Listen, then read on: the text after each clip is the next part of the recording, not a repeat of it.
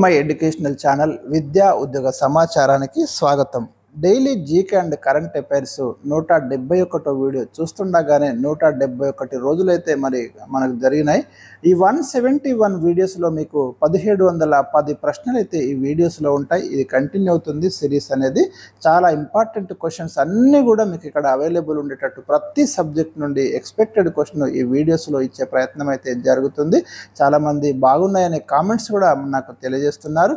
మరి ఛానల్ని సబ్స్క్రైబ్ చేసుకోండి కొత్త వాళ్ళు ఎవరైనా ఉంటే.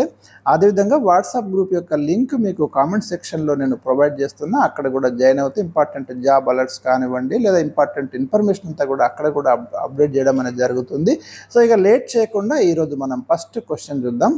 National atlas and thematic mapping organisation ఎక్కడ కలదు? ఈ ప్రశ్న చాలామంది నాకు తెలిసి ఈ వీడియో చూస్తున్న వాళ్ళలో మొదటిసారి విని ఉంటారు. ఇలాంటి ప్రశ్నను ఫస్ట్ టైం ఎదుర్కొని ఉంటారు. సో ఇక్కడ 4 ఆప్షన్స్ ఉన్నాయి చూడండి. కోల్కతా, న్యూఢిల్లీ, చెన్నై, పూణే. ఇట్లా ఇచ్చినప్పుడు కరెక్ట్ ఆన్సర్ తెలియనప్పుడు ఒక సాధారణ క్యాండిడేట్కి డైలమా ఏర్పడుతుంది. ఏ ఆప్షన్ని ఎంచుకోవాలి?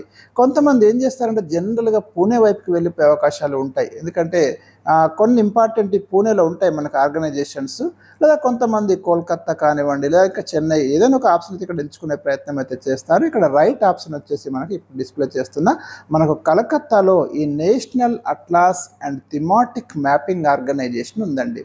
అట్లాస్ అంటే మనకు భౌగోళిక పటాలను చూపెట్టేది, మనకు అట్లాస్ అనే విషయం తెలుసు. కానీ థిమాటిక్ మ్యాపింగ్ అంటే మీకు ఫస్ట్ టైం విని ఉండొచ్చు. ఏదైనా ఒక నిర్దిష్ట అంశానికి సంబంధించి అంటే థీమ్ దానికి సంబంధించినటువంటి పటాలను ఏదైతే చూపిస్తుందో అలాంటి మ్యాప్స్ని ఏమంటామంటే మనం థిమాటిక్ మ్యాప్స్ అంటాం. ఉదాహరణకు ఒక ప్రాంతంలోని భాష కానివ్వండి, వాతావరణం కానివ్వండి, ఉష్ణోగ్రత కానివ్వండి అలాంటి విషయాలను చూపేటటువంటి పటాలను ఏమంటామంటే మనం థిమాటిక్ మ్యాప్స్ అని అంటాం. ఇక్కడ మీకు నిర్వచనం ఇచ్చాను చూడండి. ఏదైనా ఒక నిర్దిష్ట అంశం లేదా విషయం గురించిన సమాచారాన్ని చూపించే పటాలను థిమాటిక్ మ్యాప్స్ అంటారు. సో అది మనకు కోల్కతాలో ఉంది. Question number 2. Indira Gandhi centre for atomic research ఎక్కడ కలదు? IGCAR. ఇది కూడా రిపీటెడ్ క్వశ్చన్ అండి మనకు కాంపిటేటివ్ ఎగ్జామ్స్లో. అందుకే ఈ ప్రశ్న నేను తీసుకున్నాను. చాలాసార్లు రిపీటెడ్గా వస్తుంది. కల్పక్కం తమిళనాడులో ఉందండి Indira Gandhi centre for atomic research. అణు పరిశోధన, ఆటమిక్ రీసెర్చ్ అంటే అణు పరిశోధన. Next question 3. భారతదేశంలో అత్యంత పొడవైన సముద్ర వంతెన ఎక్కడ కలదు? రైట్, ఇది ఖచ్చితంగా చదవాల్సిన ప్రశ్న. మనకి ముంబై ట్రాన్స్ హార్బర్ లింక్, దీన్నే మనం అటల్ సేతు అని పిలుస్తున్నాం. ఇండియాలో అత్యంత పొడవైనటువంటి సముద్ర వంతెన ఇది ముంబై మరియు రాయ్గఢ్ను కలుపుతూ నిర్మించబడింది. దీని మొత్తం పొడవు వచ్చేసి మీరు చూడండి 21.8 కిలోమీటర్లు అండి సముద్రంలో. దీని యొక్క లెంత్ వచ్చేసి. Question number 4. భారతదేశంలో మొట్టమొదటి డార్క్ స్కై పార్క్గా ఏ జాతీయ పార్క్ గుర్తించబడింది? చాలా ఇంపార్టెంట్ ప్రశ్న అండి ఇది. మనం ఎక్స్పెక్టెడ్ క్వశ్చన్ ఇది. మీకు డార్క్ స్కై పార్క్ అంటే అర్థం చేసుకోండి. జనరల్గా ఏంటంటే ఈ నేషనల్ పార్క్స్లో లైటింగ్ అనేది జంతువులకు చాలా సమస్యగా మారుతుంది. ఈ కృత్రిమ కాంతి అనేది మనము ఆ కాంతి కాలుష్యం అని చదువుతాం. అది కూడా ఇప్పుడు ప్రమాదకరంగా ఉంది. సిటీస్లో కానివ్వండి చాలా అంటే బ్రైట్గా లైట్ వచ్చేటువంటి బల్బులతో అయితే మనం కాలుష్యాన్ని క్రియేట్ చేస్తున్నాం. దాన్నే కాంతి కాలుష్యం అంటున్నాం. దాన్ని నియంత్రించడానికి ఒక పార్కును మనము డార్క్ స్కై పార్క్గా గుర్తించాము. పెంచ్ టైగర్ రిజర్వ్ అండి. ఇక్కడ కృత్రిమ కాంతిని నియంత్రిస్తున్నారు జంతువులకు ఇబ్బంది కలగకుండా. దాన్నే మనము డార్క్ స్కై పార్క్ అని పిలుస్తున్నాము. ఇక్కడ ఇచ్చాను కృత్రిమ కాంతి కాలుష్యాన్ని నియంత్రించే అడవిగా మహారాష్ట్రలోని పెంచ్ టైగర్ రిజర్వ్ అరుదైన గుర్తింపు సాధించింది. ఇది ఇండియాలో ఫస్ట్ డార్క్ స్కై పార్కు. ఆసియాలో ఇది 5వది. డెఫినెట్గా ఇది ఎక్స్పెక్టెడ్ క్వశ్చన్. మీరు 5 స్టార్ వేసుకోండి. Question number 5. ప్రపంచంలో అత్యంత ఎత్తైన డాక్టర్ బిఆర్ అంబేద్కర్ కాంస్య విగ్రహము 2024 జనవరిలో ఎక్కడ ఆవిష్కరించారు? ఇది సూపర్లేటివ్స్లో చదవాలి కాబట్టి నేను 2024 అయినా కూడా తీసుకున్నాను. కొన్ని ఇంపార్టెంట్ ఉంటాయి కరెంట్ అఫైర్స్. అంటే మీకు ఓల్డ్ ఇయర్స్ కరెంట్ అఫైర్స్ కూడా ఇంపార్టెంట్ అవుతాయి, అందుకే తీసుకున్నాను. విజయవాడలో ఉందండి మనకి.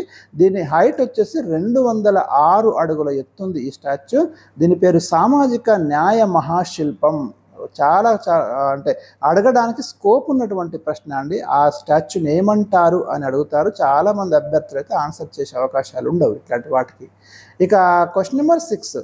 తనేగషిమా అంతరిక్ష కేంద్రం ఏ దేశానికి చెందింది? మనకు ఇస్రో, అమెరికాకు నాసా ఉన్నట్టుగా తనేగషిమా అనే ఒక స్పేస్ రీసెర్చ్ సెంటరు ఏ దేశానికి చెందిందనే ప్రశ్న ఇచ్చాను. ఇక్కడ 4 ఆప్షన్స్ ఉన్నాయి: USSR, Japan, China, Germany. Right ఆన్సర్ని అయితే మీరు ఒక్కసారి ఊహించుకోండి. కరెక్ట్ ఆన్సర్ వస్తే ఇక్కడ రైట్ ఆన్సర్ వచ్చేసి మనకు జపాన్ అండి, గుర్తుంచుకోండి. ఇది కూడా previous question. Question number 7. Jammu కాశ్మీర్లో ఉగ్రవాదుల నిర్మూలన లక్ష్యంగా భారత సైన్యం 2024లో చేపట్టిన ఆపరేషన్ ఏది? ఇంపార్టెంట్ ఆపరేషన్స్ మీద అవి ఓల్డ్ అయినప్పటికీ కూడా ఎప్పుడో 50 ఏళ్ల కిందట ఆపరేషన్ కూడా ఒక్కోసారి అడుగుతున్నాడు. మీరు చూడండి, ఆపరేషన్ బ్లూ స్టార్ అని, ఆపరేషన్ విజయ్ అని, ఇట్లాంటి ప్రశ్నలు కూడా వస్తున్నాయి. కాబట్టి మరి ఒక ఆపరేషన్ అయితే టెర్రరిస్టులను ఏరివేయడానికి ఇండియన్ ఆర్మీ తీసుకుంది. దాని పేరు ఆపరేషన్ సర్వశక్తి అండి. చాలా ఇంపార్టెంట్. పీర్ పంజాల్ పర్వత శ్రేణులు ఉన్నాయి కదా మనకు భారతదేశానికి సంబంధించి. సో ఆ పీర్ పంజాల్ పర్వత శ్రేణులకు అటువైపు ఇటువైపు ఉగ్రవాదులను నిరోధించడమే దీని యొక్క లక్ష్యం. Question number 8. భారత ప్రధానమంత్రి నరేంద్ర మోదీ అయోధ్యలో రామ మందిరాన్ని ఏ తేదీన ప్రారంభించారు? మరి దేశవ్యాప్తంగా చాలా వార్తల్లోకి వచ్చినటువంటి అంశము అయోధ్యలో రామ మందిరం నిర్మించడము, దాన్ని ఓపెన్ చేయడము. 2024 జనవరి 22న ఈ ఆలయాన్ని అయితే ప్రారంభించడం జరిగింది. ఇది ఎప్పుడైనా అడగడానికి అవకాశం ఉన్నటువంటి ప్రశ్న, గుర్తుంచుకోండి. ఈ ఆలయం ఎత్తు వచ్చేసి మనకి 161 అడుగులు ఉందండి. చాలా చాలా ఇంపార్టెంట్ ఇన్ఫర్మేషను.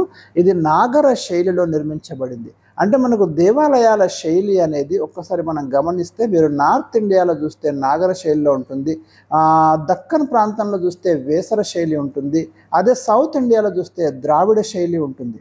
నాగర శైలి, వేసర శైలి, ద్రావిడ శైలి, ఇవి ఆలయాలకు సంబంధించిన ఆర్కిటెక్చర్ స్టైల్స్ అండి. ఇట్లాగే అడుగుతున్నాడు ఈ ప్రశ్న. కంటిన్యూగా మీకు ఆర్ట్ అండ్ కల్చర్లో వచ్చినటువంటి క్వశ్చన్ ఇది నాగర శైలిలో, అంత ఉత్తర భారతదేశంలో నివసించే ఆలయాల శైలిలోనే ఇది నిర్మించబడింది అని గుర్తుంచుకోండి మీరు. అయోధ్యలోని రామ మందిరం.